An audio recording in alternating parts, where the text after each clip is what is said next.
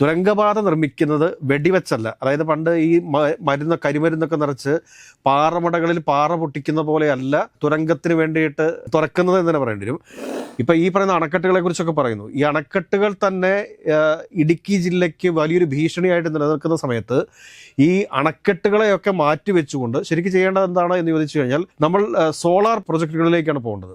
ഈ പറയുന്ന 17 മിനി പോർട്ടുകളും 600 കിലോമീറ്ററോളം വരുന്ന തീരദേശവും കോർഡിനേറ്റ് ചെയ്തുകൊണ്ട് വരുന്ന മിഷൻ സമുദ്ര എന്ന് പറയുന്ന പദ്ധതി അത് സെൻസിറ്റീവ് ആണോ അല്ലയോ? ഇതിനൊരു മറുപടി ബഹുമാനപ്പെട്ട മുഖ്യമന്ത്രി പറയേണ്ടതുണ്ട് കേരളത്തിലെ പൊതുസമൂഹത്തോട്. നമസ്കാരം. വയനാട് തുരങ്കപാത നിർമ്മാണത്തിനിടയിൽ ഒരു ദുരന്തം ഉണ്ടായിരിക്കുന്ന പശ്ചാത്തലത്തിൽ നമ്മൾ ഒഴിവാക്കാൻ പെടാത്ത മറ്റൊരു നിർമ്മാണ പ്രവൃത്തിയാണ് ഇടുക്കിയിലെ ഒരു തുരങ്കപാതയായിട്ട് ബന്ധപ്പെട്ടത്.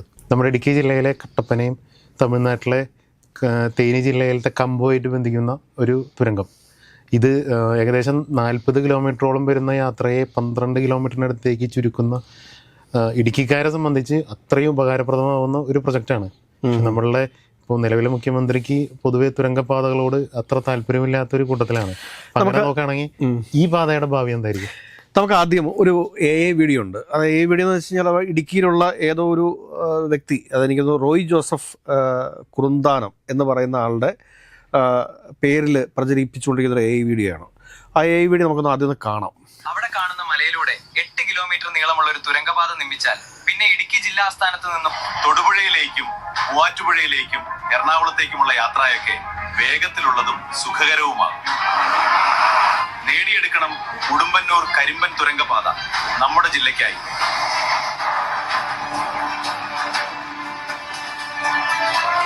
Idukki Muvattupuzha link national highway നിർമ്മിച്ച് ഇടുക്കിയെ നമുക്ക് കൂടുതൽ മിടുക്കിയാക്കണം.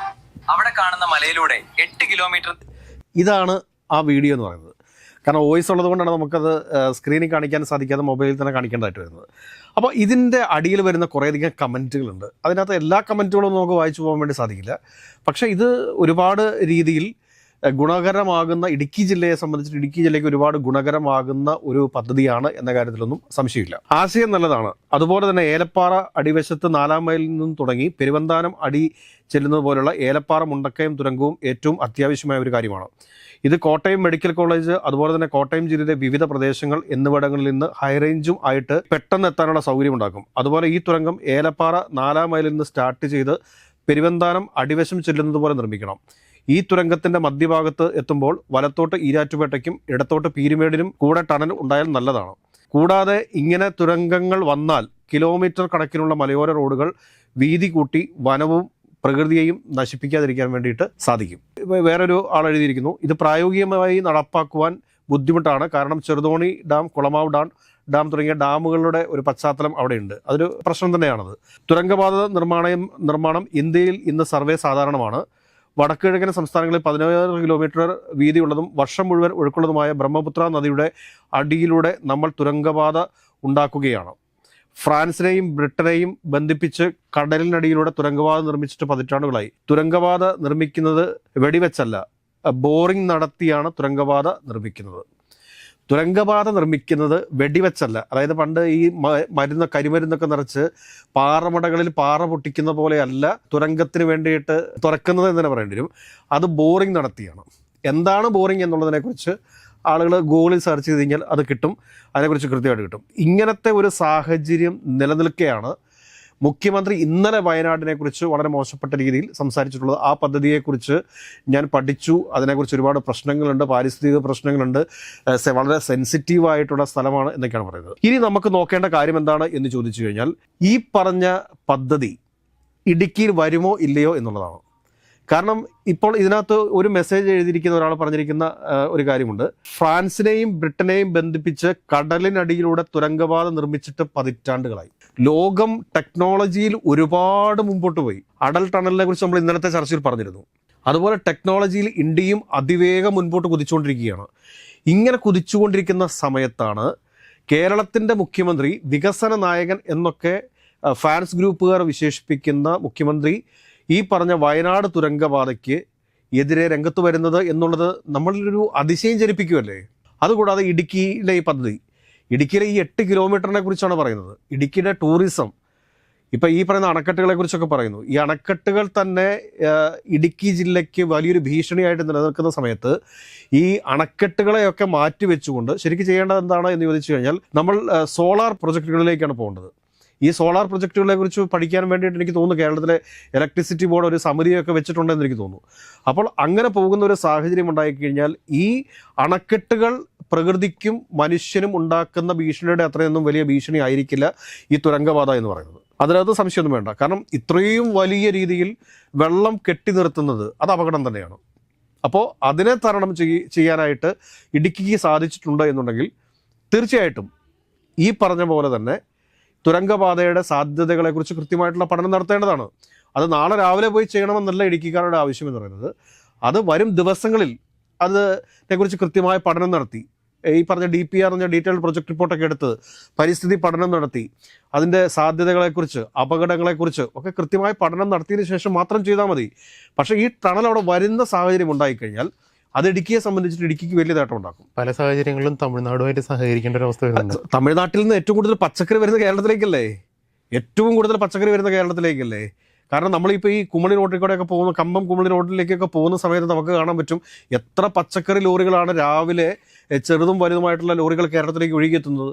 അവിടെ നിന്ന് വരുന്ന പച്ചക്കറിയല്ലേ നമ്മളെല്ലാ ദിവസവും ഈ വെജിറ്റേറിയൻ എന്ന് പറഞ്ഞുകൊണ്ട് കഴിച്ചുകൊണ്ടിരിക്കുന്നത്. അതുകൂടാണ്ട് തന്നെ പലപ്പോഴും മണ്ണിടിച്ചിലുണ്ടാവാറുണ്ട്. ഈ മണ്ണിടിച്ചിലൊക്കെ പ്രതിരോധിക്കാൻ വേണ്ടി സാധിക്കില്ല ഇത്.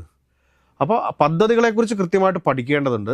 അതല്ലാണ്ട് താനൊരു പ്രകൃതിവാദിയാണ്, ഹരിതവാദിയാണ് എന്നൊക്കെയുള്ള രീതിയിലേക്ക് നിൽക്കുകയും എന്നാൽ മുഴുവൻ കോൺസെൻട്രേഷനും മുഴുവൻ ഫണ്ടും ഈ പറഞ്ഞ സമുദ്ര സമ്പത്ത് മിഷൻ സമുദ്ര അത് സമുദ്ര സമ്പത്ത് കൊള്ളയടിക്കാൻ വേണ്ടിയുള്ളൊരു പരിപാടിയാണെന്ന് ഞാൻ പറയത്തുള്ളൂ. അതിനെക്കുറിച്ച് പഠിച്ചിട്ടുള്ള ആളുകളും അങ്ങനെ തന്നെ പറയാനേ സാധ്യതയുള്ളൂ എന്നെനിക്ക് തോന്നുന്നു. പക്ഷേ വലിയ സാധ്യതകളുണ്ട് അവിടെ.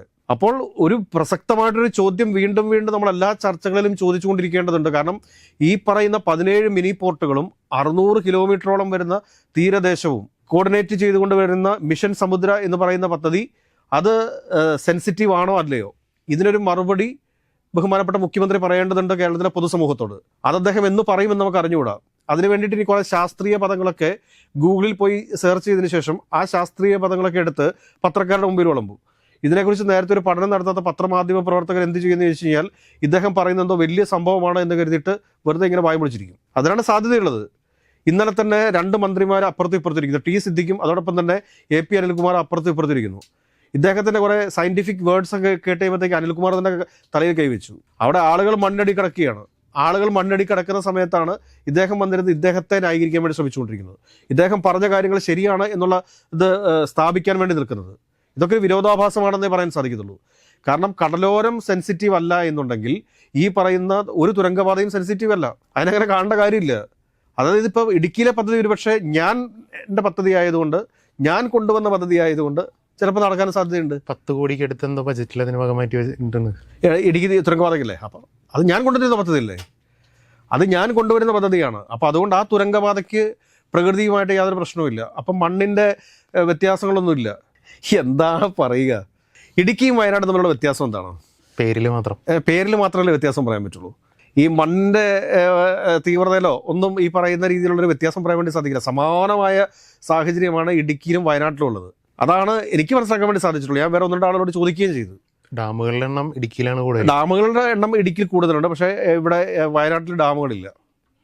അതൊരു വസ്തുതയാണ്. ഏറ്റവും കൂടുതൽ ഡാമുകളുള്ള ജില്ലയാണ് ഇടുക്കി ജില്ല എന്ന് പറയുന്നത്. പക്ഷേ ഞാൻ പറയുന്നത് ഡാമുകൾ തന്നെ കുറച്ച് കൊണ്ടുവരണമെന്നേ. ഡാമുകൾ പലതും ഇടുക്കി ജില്ലയ്ക്ക് ഭീഷണിയാണ്. മുല്ലപ്പെരിയാർ ഡാം പണ്ട് തുടങ്ങിയേ പറഞ്ഞുകൊണ്ടിരിക്കുന്നതാണ് ഇടുക്കി ജില്ലയ്ക്കല്ല കേരളത്തിൻ്റെ പകുതിയോളം വരുന്ന ജില്ലകൾക്ക് അത് ഒരു ഭീഷണിയാണ്. അപ്പോൾ അങ്ങനെയുള്ള സമയത്ത് നമ്മൾ ഈ ഇടുക്കിയിലെ ഊർജ്ജത്തെ മാത്രം ആശ്രയിക്കാതെ അത് സൗരോർജ്ജത്തിലേക്ക് നമ്മൾ പോകേണ്ടതുണ്ട്. അത് സൗരോർജ്ജത്തിലേക്ക് പോകാണ്ട് എന്ത് ചെയ്യാൻ സാധിക്കും? അപ്പോൾ അതിനനുസരിച്ചിട്ട് വേണം കാര്യങ്ങൾ മുൻപോട്ട് നീക്കാൻ വേണ്ടിയിട്ട്. അതല്ലാതെ മറിച്ച് എന്താ പറയുക, ഇപ്പോൾ ഞാൻ കൊണ്ടുവരുന്ന പദ്ധതിക്ക് പ്രശ്നമൊന്നുമില്ല, അത് പിണറായി വിജയൻ കൊണ്ടുവരുന്ന പദ്ധതിക്കാണ് പ്രശ്നം എന്ന് പറഞ്ഞു കഴിഞ്ഞാൽ എങ്ങനെയാണ് ശരിയാവുക? എനിക്ക് തോന്നുന്നില്ല എന്താണെന്ന്. അപ്പോൾ ഈ വയനാട് ദുരന്തത്തിൻ്റെ പശ്ചാത്തലത്തിൽ നിലവിൽ കേരളത്തിൽ ആക്റ്റീവായി നിൽക്കുന്ന മറ്റ് ടണൽ പ്രൊജക്റ്റുകളെല്ലാം നിർത്തിവെക്കപ്പെടുമോ അതോ പദ്ധതിയായിട്ട് മുന്നോട്ട് പോകാനാണോ? അത് ഞാൻ പ്രഖ്യാപിക്കുന്ന പദ്ധതികളായതുകൊണ്ട് അതിന് പ്രശ്നമില്ല. ഇത് പിണറായി വിജയൻ പ്രഖ്യാപിച്ച പദ്ധതിയാണല്ലോ എന്ന നിലപാടിലേക്കായിരിക്കും മുഖ്യമന്ത്രി എത്താൻ സാധിക്കുക. ഞാൻ അവിടെ പോയി പരിശോധന നടത്തി DPR നടത്തി അതിങ്ങനെയാണ് കുറച്ച് ശാസ്ത്രീയ പദങ്ങളും കൂടെ എടുത്തിട്ട് കഴിയുമ്പോഴത്തേക്ക് ആ പദ്ധതികളെല്ലാം പെർഫെക്റ്റ് ആവും. ഈ പറയുന്ന വയനാട് തുരങ്കപാത അതങ്ങനെ ഒന്നും ആവാൻ പാടില്ല. അതങ്ങനെ ആയിക്കഴിഞ്ഞാൽ അത് പിണറായി വിജയനും LDFൻ്റെയും ഒക്കെ ക്രെഡിറ്റിൽ വരുമല്ലോ. അതുകൊണ്ട് അങ്ങനത്തെ ഒരു പ്രശ്നം മാത്രമാണ് നമുക്കുള്ളത്. ഇനിയിപ്പോൾ ഇതിനെ ഏത് സയൻറ്റിഫിക് പദം ഉപയോഗിച്ചിട്ടാണ് മുഖ്യമന്ത്രി നിർവചിക്കാൻ പോകുന്നത് എന്നുള്ളത് നമുക്ക് കാത്തിരുന്ന് കാണാം.